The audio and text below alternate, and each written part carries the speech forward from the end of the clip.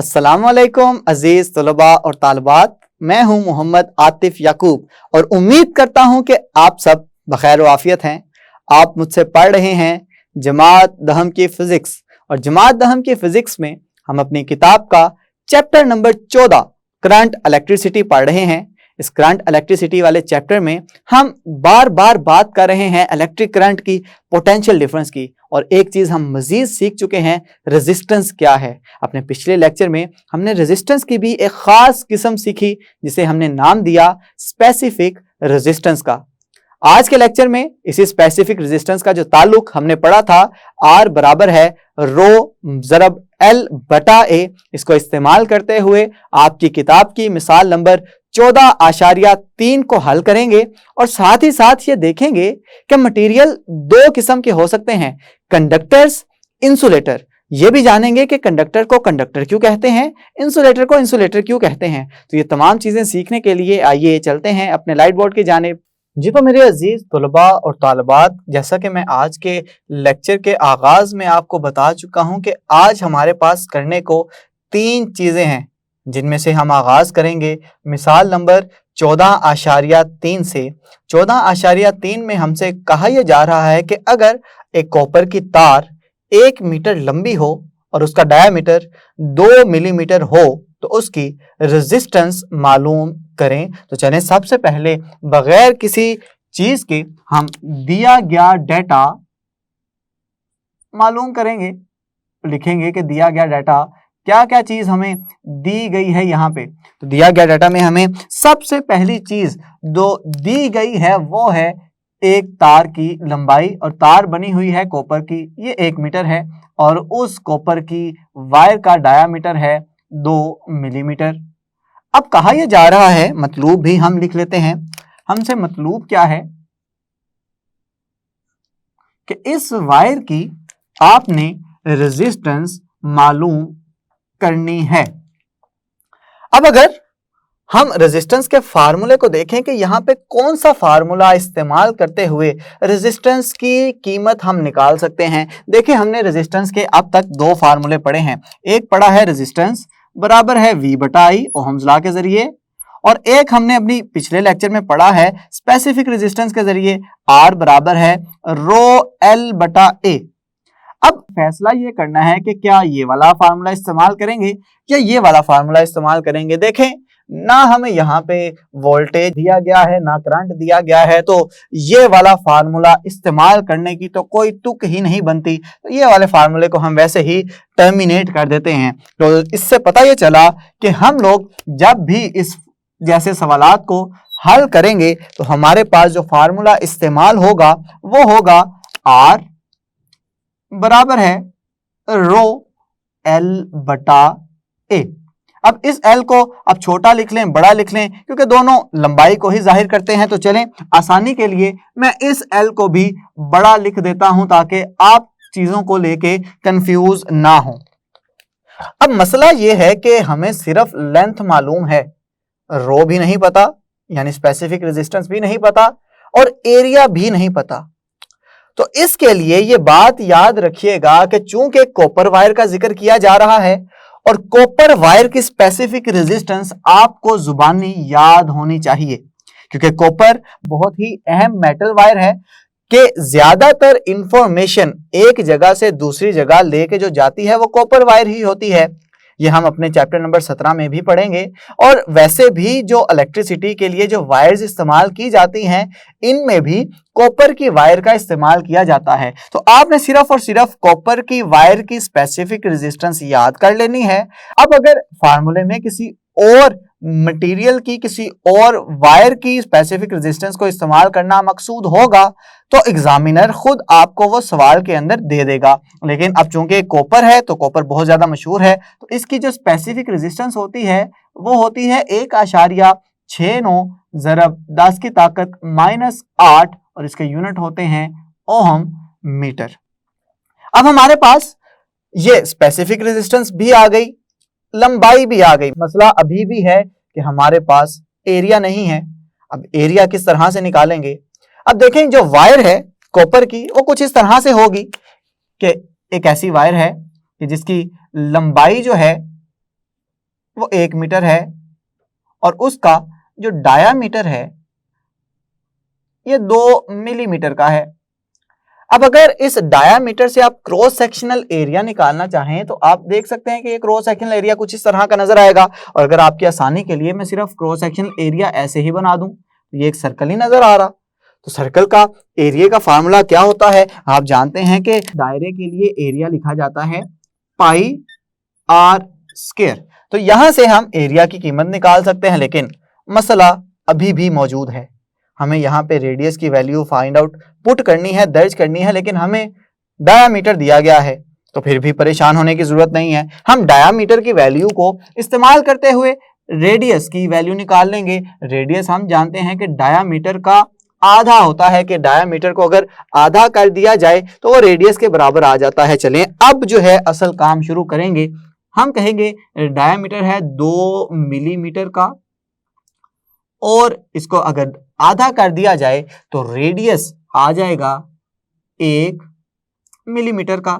अब अगर मुझे ये रेडियस की कीमत यूज करनी है बार बार, तो क्यों ना मैं इसे SI यूनिट्स में लिख दूं।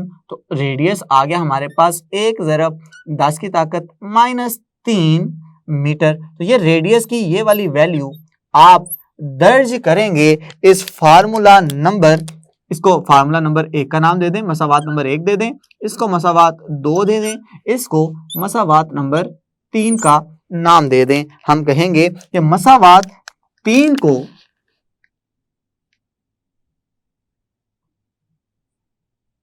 मसावात 2 में दर्ज करने से क्या होगा जी? हम देखेंगे कि एरिया बराबर आ जाएगा, पाई की कीमत दर्ज करें 3.14, रेडियस की कीमत आ गई है 1 ज़रब 10 की ताकत -3 और इसका आ जाएगा मुरब्बा। अब मजीद इसको सॉल्व करने की जानिब बढ़ेंगे तो एरिया किसके बराबर आ जाएगा? 3.14 वैसे का वैसे ही। और हम जानते हैं कि जब पावर का मुरब्बा लिया जाए तो ये ताकतें आपस में ज़रब हो जाती हैं। तो ये होगा 1 ज़रब 10 की ताकत -6। तो एरिया हमारे पास क्या निकल आएगा जी? 3.14 को जब 1 से ज़रब देंगे तो बचेगा 3.14 ज़रब 10 की ताकत -6 मीटर मुरब्बा मीटर। तो इस तरह से आप एरिया की कीमत भी निकालने के काबिल हो गए हैं। तो आप कहेंगे एरिया की कीमत मसावात नंबर 1 में दर्ज कर दें, इसको मसावात नंबर 4 का नाम दे दें।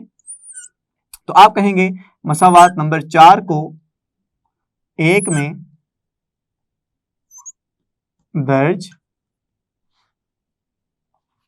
करने से क्या हमें हासिल होगा जी? हम देखेंगे कि जो रेजिस्टेंस है ये बराबर आ रही है, रो की कीमत पुट करें जी 1.69 ज़रब 10 की ताकत -8, लंबाई हमारे पास है 1 मीटर और एरिया हमारे पास आ गया 3.14 ज़रब 10 की ताकत -6। 1 को 1.69 से ज़रब देंगे 1.69 ही आएगा, ज़रब 10 की ताकत -8, ये 10 की ताकत -6 ऊपर जाके 10 की ताकत -6 बन जाएगा और नीचे रह जाएगा सिर्फ और सिर्फ 3.14। रेजिस्टेंस की वैल्यू किसके बराबर आएगी जी? 1.69 बटा 3.14। अब चूंकि असास एक जैसी है तो ताकतें जमा हो जाएंगी, -8 जमा 6। तो रेजिस्टेंस किसके बराबर आ जाएगी? रेजिस्टेंस आएगी 1.69 बटा 3.14 ज़रब 10 की ताकत -2। अब मजीद आप इसको तकसीम करेंगे कैलकुलेटर पे तो आपका आंसर आएगा रेजिस्टेंस बराबर है 0.54 ज़रब 10 की ताकत -2। अब अगर आप चाहते हैं कि इस रेजिस्टेंस को साइंटिफिक नोटेशन में लिखें तो आप क्या करेंगे? आशारिये को एक दर्जा आगे बढ़ा देंगे तो ये रेजिस्टेंस की कीमत बच जाएगी R बराबर है 5.4 ज़रब 10 की ताकत -1 ज़रब 10 की ताकत -2। अब रेजिस्टेंस किसके बराबर आएगी? 5.4 ज़रब 10 की ताकत -1 -2, ये बच जाएगा R बराबर है 5.4 ज़रब 10 की ताकत -3। और अब ऐसा यूनिट्स इसके लिखें तो ये ओहम्स आ जाएंगे, लेकिन हम ये भी जानते हैं कि 5.4 10 की ताकत -3 को मिली लिखा जाता है, तो ये मिली ओहम में इसकी रेजिस्टेंस आ जाएगी। और अब हम इसको एक बॉक्स के अंदर बंद कर देंगे, जिससे पता चलेगा कि जो चीज़ हमें मतलूब थी रेजिस्टेंस, वो हम निकाल चुके हैं। अब देखिए, एक ऐसी वायर के जिसकी लंबाई 1 मीटर है और उसका डायमीटर 2 मिलीमीटर है, उसकी रेजिस्टेंस कितनी निकली है? 5.4 मिली ओहम। तो उम्मीद करता हूं कि यह सवाल आपको अच्छे से समझ आ गया है। आपने इसी तरह से नोट्स के अंदर लिखना है और जब इम्तिहान के अंदर पूछा जाएगा तो इसी तरह से स्टेप बाय स्टेप सारी चीजें बयान करनी है। तो चलें अब बढ़ते हैं अगले मौजू की जानिब, जिसमें हम समझेंगे कि कंडक्टर्स और इंसुलेटर्स क्या है, इनमें नुमाया फर्क क्या है, तो उसको समझते हैं। चलें जी, तो आप समझते हैं कि कंडक्टर को आखिर कौन सी चीज कंडक्टर बनाती है और इंसुलेटर क्यों इंसुलेटर कहलाते हैं। अब हमें पहले यह तो पता होना चाहिए कि कंडक्टर को कंडक्टर क्यों कहते हैं और इंसुलेटर को इंसुलेटर क्यों कहते हैं। तो इसके लिए लाजिम है कि सबसे पहले हम कंडक्टर की तारीफ लिख लें। जब कंडक्टर की तारीफ लिख लेंगे, कंडक्टर को समझ लेंगे, तो इसको बयान करना हमारे लिए आसान हो जाएगा। हम कहेंगे कि कंडक्टर्स ऐसे मटेरियल होते हैं, ऐसे मटेरियल्स जो करंट के बहाव की इजाजत देते हैं। या इस तरह से भी कहा जा सकता है कि ऐसे मटेरियल्स के जिनके अंदर से करंट बाआसानी गुजर सकता है। चलें ऐसी तारीफ भी लिख लेते हैं कि ऐसे मटेरियल्स जिनमें से करंट बाआसानी गुजर सकता है, कंडक्टर्स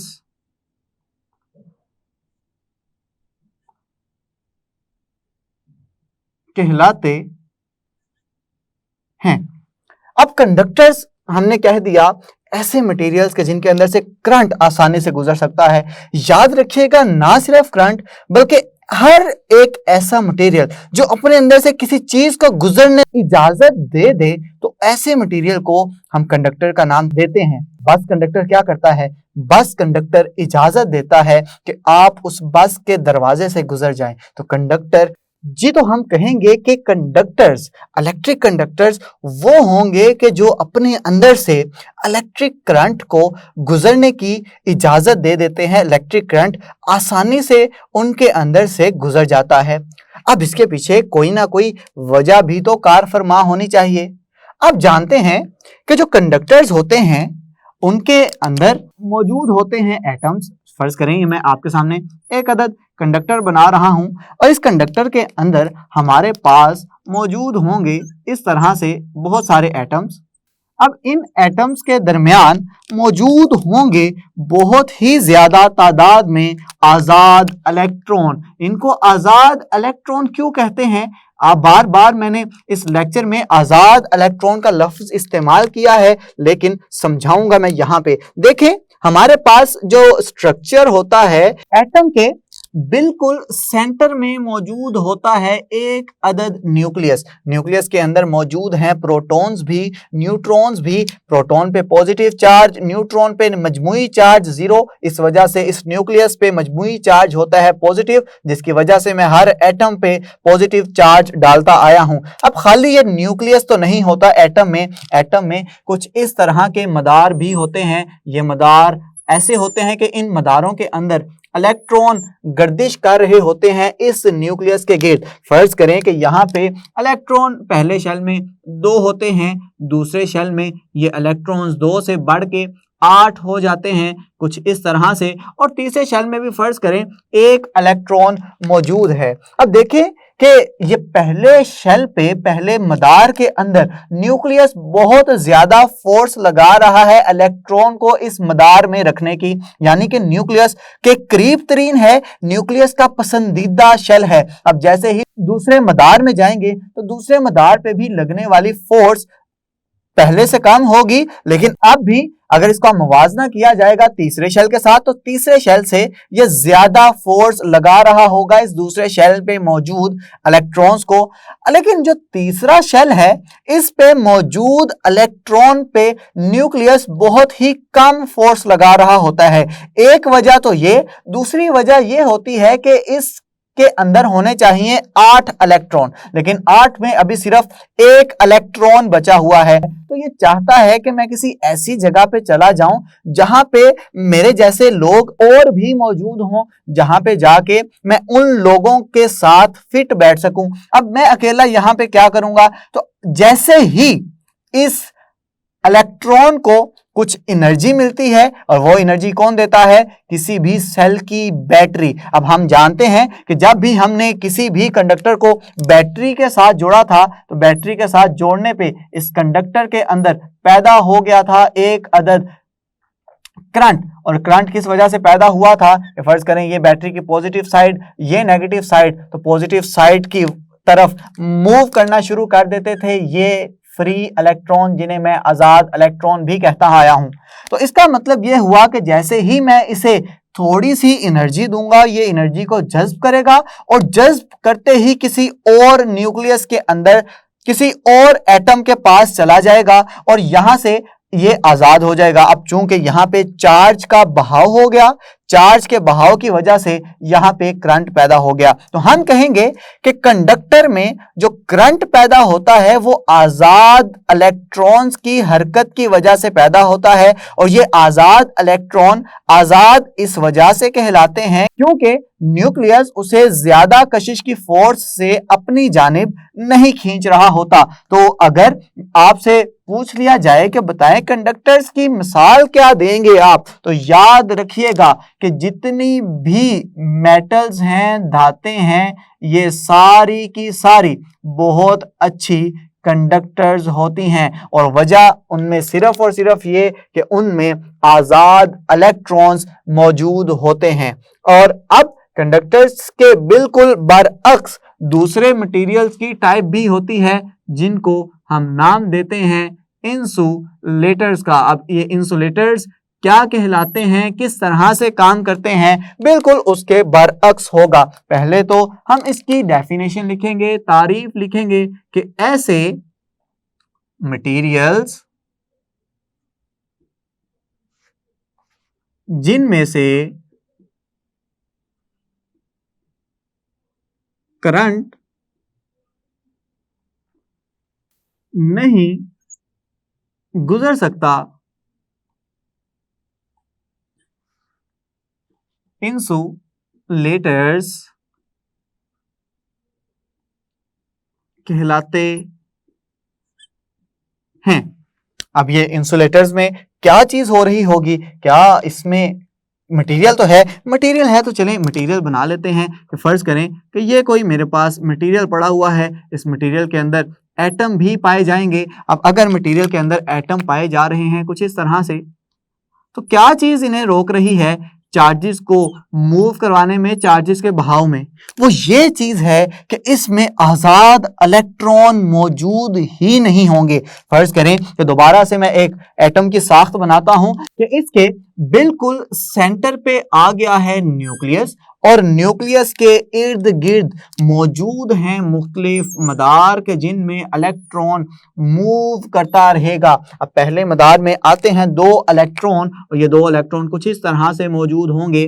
दूसरे शेल में आते हैं 8 इलेक्ट्रॉन, और ये 8 इलेक्ट्रॉन इस तरह से मौजूद होंगे। तीसरे शेल में भी आते हैं 8 इलेक्ट्रॉन, ये 8 इलेक्ट्रॉन भी इस जगह पे इस तरह से मौजूद होंगे।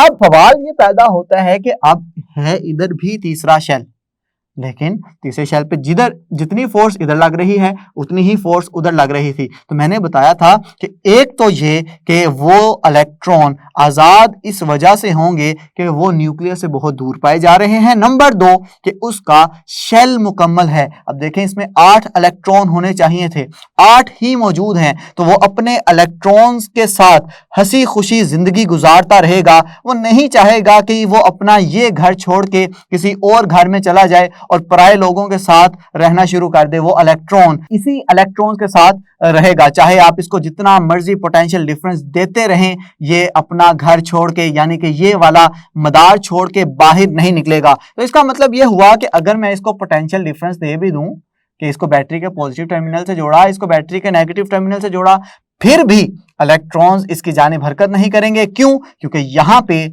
आजाद इलेक्ट्रॉन्स मौजूद ही नहीं है। तो हम कहेंगे कि इंसुलेटर्स में करंट इस वजह से नहीं बह सकता क्योंकि यहां पे आजाद इलेक्ट्रॉन्स मौजूद नहीं हैं। और अगर इसकी मिसालें पूछ ली जाएं आपसे तो आप कहेंगे कि मसलन जितनी भी नॉन मेटल्स हैं, यानी कि लकड़ी हो गई,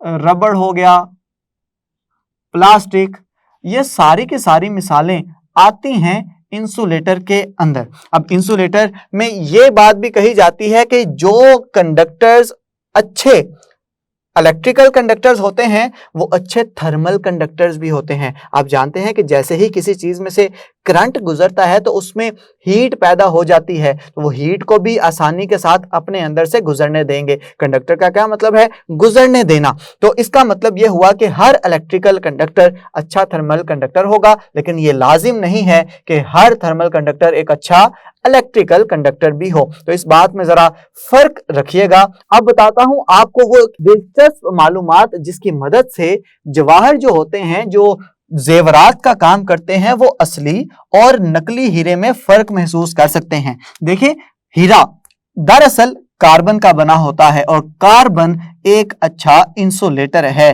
कार्बन अगर एक अच्छा इंसुलेटर है, इसका मतलब है कार्बन के अंदर से करंट पैदा नहीं हो रहा, कार्बन के अंदर से करंट नहीं गुजर रहा। करंट नहीं गुजरेगा तो अंदर थर्मल रिएक्शन भी नहीं होगा, तो अंदर थर्मल कंडक्टर भी नहीं बनेगा। तो इसका मतलब है कि जो असल हीरा होगा वो